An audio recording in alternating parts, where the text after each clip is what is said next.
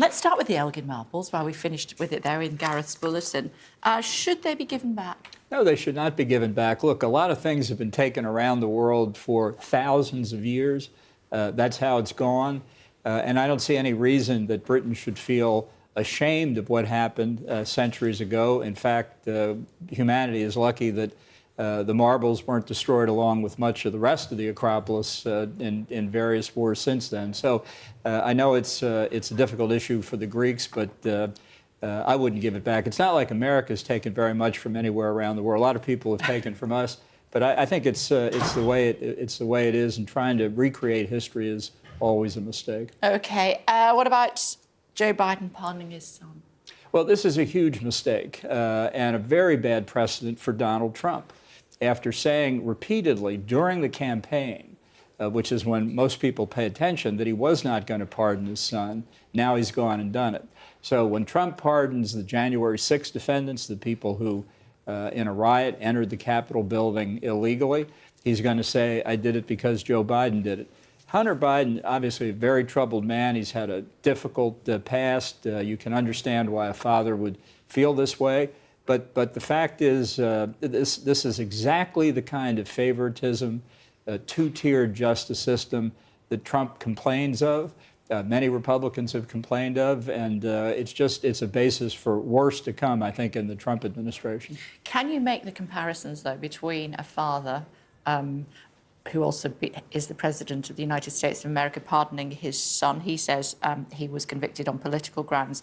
And somebody like Enrique Tarrio, who is the leader of the Proud Boys, who was sentenced to 22 years, the longest punishment to date for his role in what happened on the 6th of January. No, I don't think they're equivalent, except that they're examples of favoritism. I'm an alumnus of the Department of Justice. There is in the department what's called the Office of the Pardon Attorney.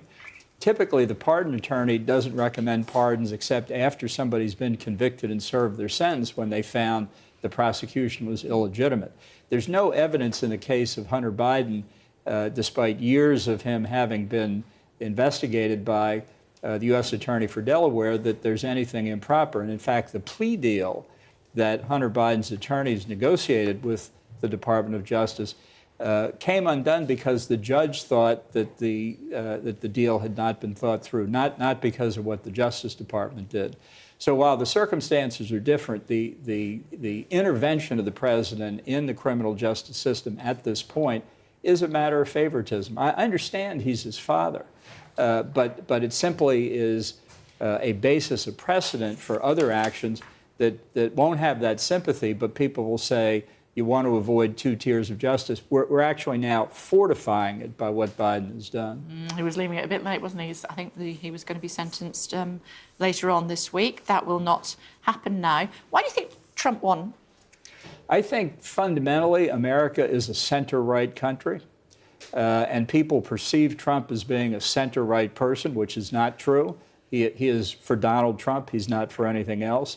And they perceived Kamala Harris and the Democratic Party as being close to the left edge. Now, that may be fair or unfair, but when you sift it all out, it comes down to America being center-right. And some extraordinary things that happened that I don't think are attributable to Trump, but which I hope are good news for the Republican Party, is a very substantial shift of Hispanic Americans voting for Trump, a somewhat smaller shift of African Americans voting for Trump. Younger as well. Yes, rejecting the Democratic Party. In the case of Hispanic Americans, in part, it's because the liberal elite, and I do believe there's a liberal elite, decided that they should be called not Latinos and Latinas, but Latinxes.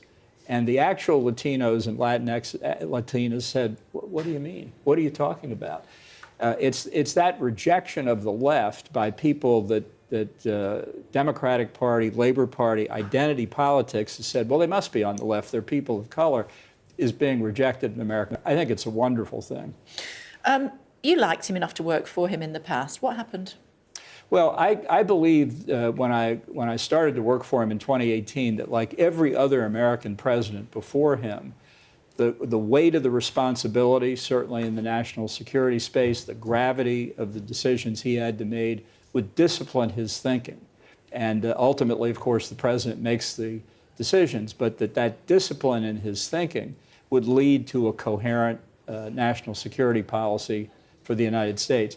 And it turned out nothing disciplines Donald Trump's thinking. It's always in the moment, anecdotal, transactional, viewed through the prism of what benefits Donald Trump. Isn't he right to say that there weren't any high-profile wars during his leadership, and he will be able to sort out in an afternoon, I exaggerate to make the point, the situation in Ukraine? Well, there may not have been high-profile wars, but there was certainly the continuation of the effort to destroy the ISIS territorial caliphate after many years, which we succeeded in doing, and which he took great credit for, except at the time he was saying there weren't any wars during his administration. One war that he did deal with dramatically and incorrectly was the war in Afghanistan, making a deal with the Taliban, that a group that you can't trust as far as you can throw them, implemented disastrously by Joe Biden. But that same deal that took us out of Afghanistan has led to foreign terrorist fighters returning to Afghanistan, where even the Biden administration has said they pose a threat of being able to conduct long-range terrorist activities. So Trump is exaggerating. He is telling the truth in the sense we were in a calmer period of history. And we've seen now what can happen, in part because of the weakness demonstrated by Biden in withdrawing from Afghanistan and failing to even try to deter the Russians before they invaded Ukraine in February of 22. We're not now in a calmer period of history, is what I was trying to say. What's he going to do? He has no idea. He has said he would get Zelensky and Putin in a room together and they'd solve Ukraine in 24 hours. Good luck with that. He said the war in the Middle East never would have happened if he had been in office, a statement which you can neither prove nor disprove. What will he do now? I don't know. I suspect this is favorable to Israel, which has gone a long way to destroying Iranian power in the Middle East by dismembering Hamas, on its way to dismembering Hezbollah. Doesn't mean there won't be other conflicts, but the real threat of Iran remains, and we still don't know what Trump will do or what Israel may do in the interim. And what will he do about NATO? He speaks very strongly when he talks about NATO and says, oh, you know, we may pull out of NATO. That's never going to happen, surely. Well, I think it will happen if Trump carries through. Now, it's possible that for the next 4 years he can be distracted. And that's what European leaders should be focused on. My suggestion has been go after the United Nations, where there's plenty of waste, fraud, and abuse. Abolish assessed contributions, make all contributions voluntary, so that he's not paying attention to what's happening with NATO. But he distrusts the alliance. He doesn't understand what collective defense is all about. He basically thinks we're defending Europe. We don't get anything out of it. They're not paying anything. What's in it for us? It's the same view he has with our alliances with South Korea and with Japan. So I'm very worried about it. Now, Europeans and many others say, but we're close to paying 2% of our GDP on defense, which we pledged, by the way, 10 years ago at a NATO summit, and which many have still not reached.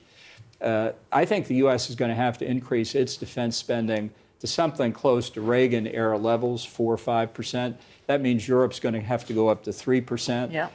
Great Britain, apparently, having declared it's going to go to 2.5%, is letting that slip. And potentially up to 3%. But it's slipping as time goes by.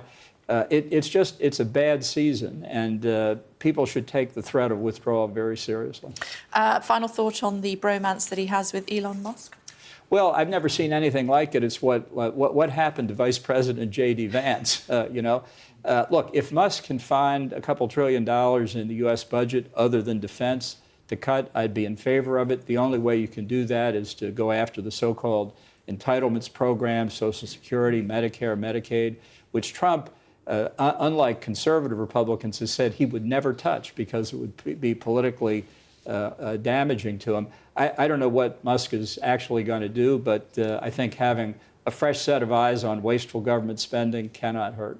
But exactly. I mean, are you against people who are businessmen but not career politicians finding themselves in those sort of roles? Well, Ronald Reagan had what was called the Grace Commission after Peter Grace of the W&R Grace Company did a report on waste and inefficiency in the government, had some good recommendations, some bad recommendations, some irrelevant recommendations.